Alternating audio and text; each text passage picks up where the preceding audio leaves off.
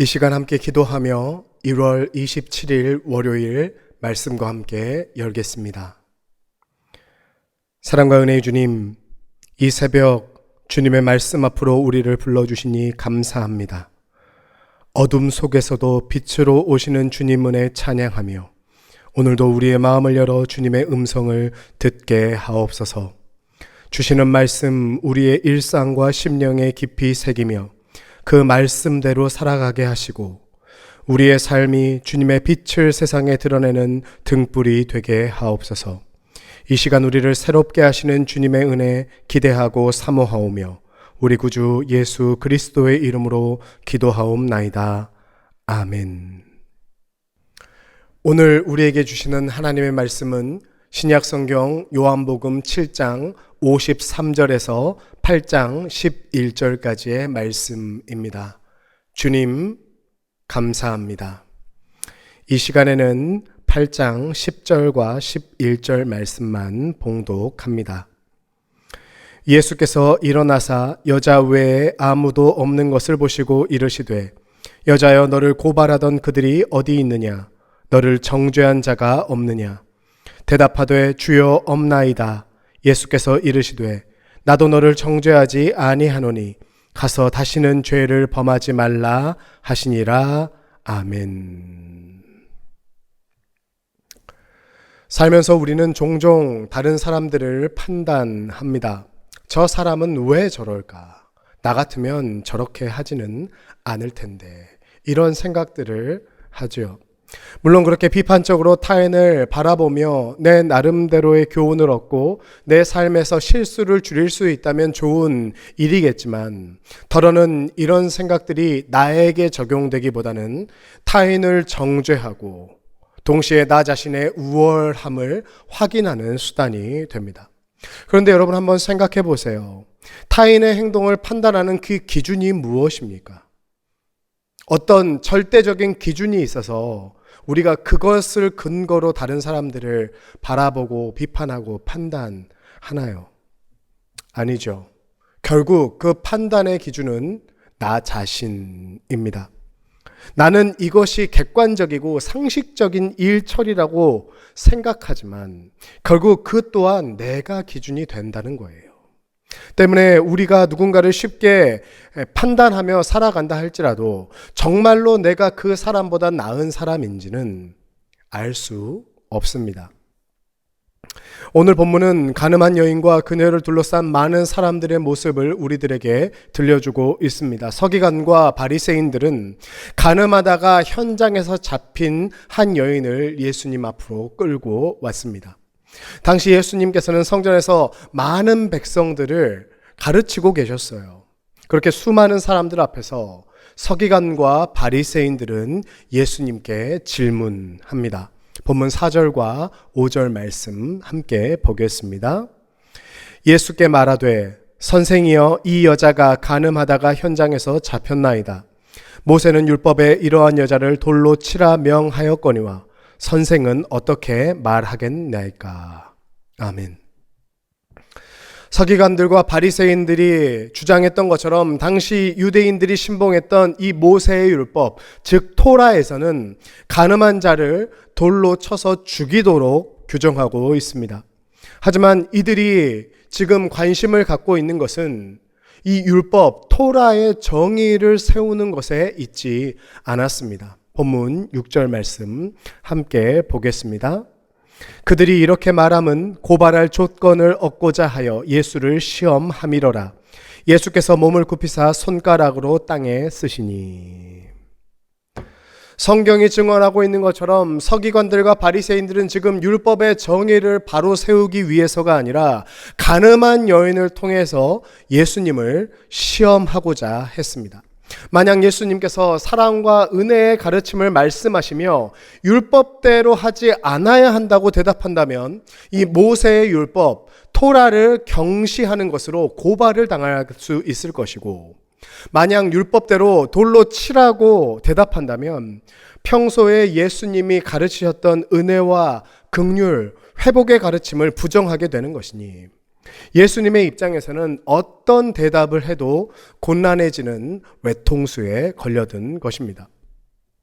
이처럼 서기관들과 바리새인들에게 이 가늠한 여인은요, 그저 예수를 시험하고 예수를 고발하기 위한 도구에 불과했습니다. 어디에도 율법이 말하는 공의와 정의는 보이지 않습니다. 주님은 서기관들과 바리새인들이 던지는 이 곤란한 질문에 바로 대답하지 않으십니다. 대신 몸을 굽혀서 손가락으로 땅에 글씨를 쓰셨어요. 예수님께서 정확하게 어떤 내용의 글을 쓰셨는지 성경은 기록하고 있지 않습니다. 학자들은 예수님께서 당시에 사람들이 주로 많이 지었던 죄의 항목들을 쓰셨거나 아마 유대인들 안에서 민족애를 자극하는 글을 쓰셨을 것이라고 추측합니다. 하지만 여러분, 여기에서 중요한 것은 예수님께서 무슨 내용의 글을 쓰셨느냐가 아니라 예수님께서 이 가늠한 여인 앞에서 그런 행동을 하셨다는 것 자체입니다. 주님은 서기관들과 바리새인들의 질문에 말로 대답하지 않으시고 어떤 상징적인 행위를 통해 그들의 의도를 드러내셨습니다. 그들은 지금 가늠한 여인을 빌미로 예수를 향해 서슬퍼런 정죄의 돌을 던지고 있었죠. 그리고 주님을 향해 무슨 대답이든 해보라는 식으로 질문하기를 그치지 않았습니다. 본문 7절 말씀 함께 보겠습니다. 그들이 묻기를 마지 아니하는지라 이에 일어나 이르시되 너희 중에 죄 없는 자가 먼저 돌로 치라 하시고, 마침내 주님께서는 그 거리에 모여든 수많은 사람들을 향해 말씀하십니다. 너희 중에 죄 없는 자가 이 여인을 먼저 돌로 쳐라. 그리고 다시 몸을 숙여서 손가락으로 땅에 무언가를 쓰셨죠. 이런 주님의 말씀과 행동은 당시 가늠한 여인을 정죄하기 위해 모여든 사람들의 손에 들린 그 돌멩이를 무겁게 만들었습니다. 예수님이 뭐라고 대답하실지, 그리고 이 여인을 정죄하는 것에만 집중했던 군중들은 주님의 말씀을 듣고 결국 자신들의 내면을 돌아볼 수밖에 없었죠. 그리고 얼마 지나지 않아 가늠한 여인을 향해 정죄의 돌을 들고 서 있던 수많은 군중들은 하나둘씩 자리를 떠나기 시작했습니다. 본문 9절 말씀 함께 보겠습니다. 그들이 이 말씀을 듣고 양심의 가책을 느껴 어른으로 시작하여 젊은이까지 하나씩 나가고 오직 예수와 그 가운데 섰는 여자만 남았더라. 아멘. 성경은 당시 가늠한 여인을 둘러싸고 있었던 사람들이 양심의 가책을 느껴서 떠났다라고 기록하고 있습니다. 주님의 상징 행위와 말씀 앞에서 그들은 자신들의 결백함, 자신들의 정결함, 자신들의 죄 없음을 주장할 수 없었습니다. 비록 지금은 가늠한 여인보다 내가 더 나은 사람인 척하고 있지만, 의로운 사람인 것처럼 위장하고 정죄의 돌을 들고 서 있기는 하지만 그들의 손에 들린 정죄의 돌은 예수님의 말씀 앞에 자신들에게도 책임을 묻고 있습니다. 여러분, 누군가를 정죄하려고 하는 마음은, 누군가를 판단하고 누군가를 비난하려고 하는 마음은 때로 우리의 죄를 망각하게 하지만요, 오늘 우리들에게 들려주시는 이 예수님의 말씀은 우리의 양심을 깨웁니다. 그렇게 모든 사람들이 떠나가고 광장에는 예수님과 가늠한 여인만 남게 되었습니다. 그리고 그때 이 예수님께서 이 여인을 향해 물어보세요. 본문 10절 말씀 함께 보겠습니다. 예수께서 일어나사 여자 외에 아무도 없는 것을 보시고 이르시되 여자여, 너를 고발하던 그들이 어디에 있느냐? 너를 정죄한 자가 없느냐? 우리 주님 말씀하시지요. 너를 고발하던 이들이 어디에 있느냐? 여인이 대답합니다. 주여, 없나이다. 그리고 우리 주님께서 다시 이 여인을 향해 말씀하십니다. 하십니다. 오늘 본문 11절 하반절 말씀 함께 보겠습니다. 예수께서 이르시되 나도 너를 정죄하지 아니하노니 가서 다시는 죄를 범하지 말라 하시니라. 아멘. 여러분, 주님의 이 말씀은 단순히 가늠한 여인의 죄를 용서하고 만 것이 아닙니다. 주님은 그녀에게 이제는 죄에서 해방된 새로운 삶을 살라고 권면하십니다. 이처럼 주님께서 우리에게 베푸시는 은혜는요, 단순히 우리가 가진 죄와 허물을 덮어버리고 마는 것이 아닙니다. 주님의 은혜는 죄를 덮고 은폐하는 능력이 아니라 죄에서 벗어나 새로운 생명을 누릴 수 있도록 우리를 해방시키는 능력입니다. 때문에 주님은 가늠한 여인을 향해 다시는 죄를 범하지 말라 말씀하시지요.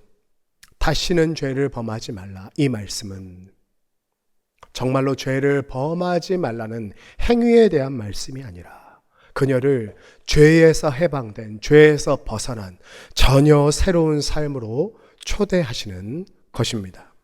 여러분, 은혜는요, 우리의 죄를 정당화하는 것이 아닙니다. 대신에 더 이상 죄에 묶이지 않고 새로운 삶을 시작할 수 있도록 하는 자유를 주는 것. 여러분, 그것이 바로 은혜의 능력입니다. 사랑하는 성도 여러분, 설교의 첫머리에서 말씀드린 것처럼 우리는 나만의 기준으로 종종 다른 사람들을 판단하고 정죄합니다. 하지만 그런 우리들을 향해 오늘 주님은 말씀하십니다. 너희 중에 죄 없는 자가 먼저 돌로 치라. 주님은 우리에게 정죄가 아니라 은혜를 베푸셨습니다. 주님의 십자가 보혈의 은혜를 통해 우리는 죄의 속박에서 벗어나 하나님의 자녀라는 새로운 삶을 살아갈 수 있게 되었습니다. 나도 너를 정죄하지 아니하노니 가서 다시는 죄를 범하지 말라. 주님께서는 가늠한 여인을 향해, 그리고 오늘 우리들을 향해 정죄의 돌이 아니라 은혜의 돌을 드셨습니다. 그러므로 주님의 이 은혜를 받은 우리 또한 누군가를 향해 정죄의 돌을 드는 것이 아니라 은혜의 돌을 들어야 합니다.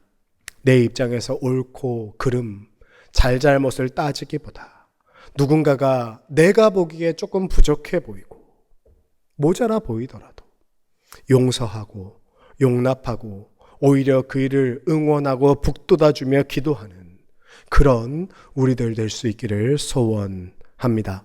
그렇게 매 순간 우리에게 은혜 주시는 주님 안에서 은혜 받은 자답게 은혜를 누리고 은혜를 나누며 살아가는 우리 과천교회 모든 교우님들 다 되시기를 주님의 이름으로 축복합니다. 아멘. 기도하겠습니다. 사랑과 은혜의 주님, 오늘도 말씀으로 말씀하여 주시고 깨닫게 하시니 감사합니다. 우리 마음에 정죄의 돌을 들고 다른 이들을 판단하려고 했던 교만을 내려놓게 하시고 주님의 은혜 앞에서 우리 자신을 돌아볼 수 있는 힘과 용기를 허락하옵소서. 주님 베푸신 은혜가 우리의 죄를 덮고 정당화하는 능력이 아니라 죄의 속박에서 우리를 완전히 해방시키시는 능력인 것을 고백합니다. 나도 너를 정죄하지 아니하노니 가서 다시는 죄를 범하지 말라 말씀하시는 주님의 음성에 순종하여 이제는 죄인이 아니라 은혜 받은 하나님의 자녀답게 살아가게 하옵소서. 그렇게 우리의 삶이 주님 은혜로 날마다 새로워지고 그 은혜를 다른 이들에게도 나누는 축복의 통로가 되게 하여 주옵소서. 복을 빕니다. 이제는 우리 구주 예수 그리스도의 은혜와 하나님 아버지의 다함없는 사랑과 성령님의 교통하심이 이 시간 하나님의 말씀 앞에 겸손히 머리 숙인 모든 주님의 백성들 위에 이제부터 영원까지 함께 하시옵기를 간절히 축원하옵나이다. 아멘.